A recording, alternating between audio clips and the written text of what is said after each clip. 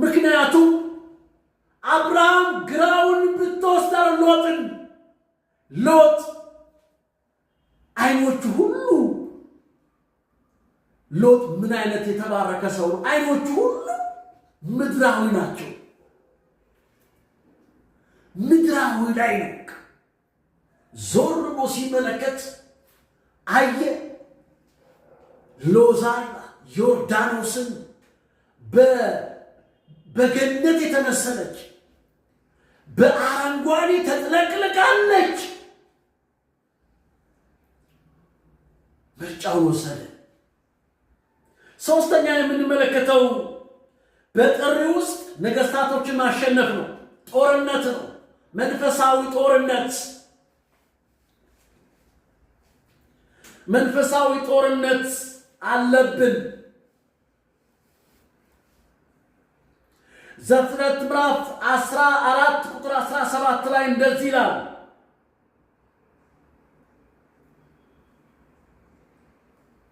አብርሃም ወንድሙን እንደተማረከ በሰማ ጊዜ በቤቱ የተወለዱትን ዘፍጥረት ምዕራፍ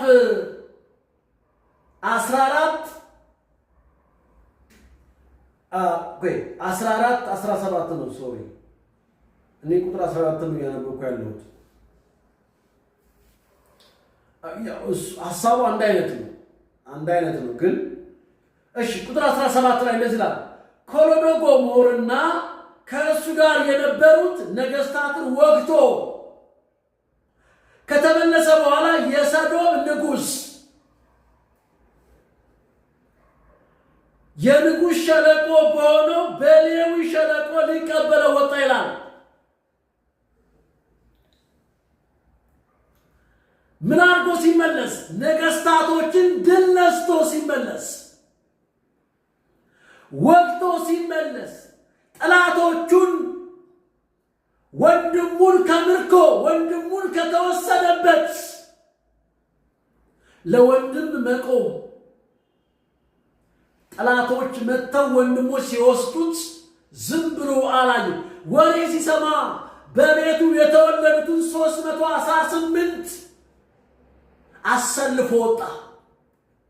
እንዴ ቸርች ወታደር ያስፈልጋታል ማለት ነው። አብርሃም ወታደር ነበረው ይላል። ጦረኞች ተመልከቱ። የኛን ውጊያ ማየት ጥሩ ነው።